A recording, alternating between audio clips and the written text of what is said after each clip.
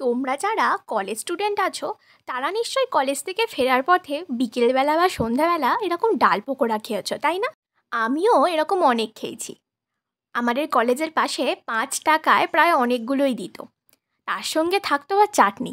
সেদিন আমার বাড়ির পাশেই একজন কাকু এই ডাল পকোড়া বিক্রি করছিল, তাই আমি তার কাছে যখন ডাল পকোড়া কিনতে গিয়েছিলাম তার থেকে আমি রেসিপিটা জেনে এসেছি, তাই আজকে তোমাদের সঙ্গেও শেয়ার করছি। ছোলার ডালকে ওভারনাইট ভিজিয়ে রেখেছিলাম, তারপর জল ঝরিয়ে সেই ডালের সঙ্গে লঙ্কা, নুন আর আদা দিয়ে ভালো করে এটা পেস্ট বানিয়ে নিয়েছি। এই পেস্ট বানানোর পরেই আর কি গরম তেলে মানে ছাঁকা তেলে এগুলোকে ছেড়ে দিতে হবে, ব্যাস। খুবই সহজ একটা রেসিপি। আমি যখন শুনলাম তখন তো শুনে আমি অবাক। আমি বললাম, মাত্র এই একটা জিনিস দিয়েই এত সুন্দর ডাল পকোড়া বানানো যায়? আমাকে বলল, হ্যাঁ, এটা কিন্তু করা এমন কিছু শক্ত নয়। তাই আমিও জোর কদমে লেগে পড়লাম বাড়িতে এরকম ডাল পকোড়া বানানোর জন্য।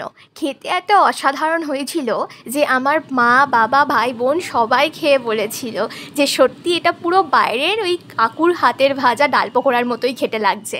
তোমরাও কিন্তু বাড়িতে এটা অবশ্যই ট্রাই করো। টাটা।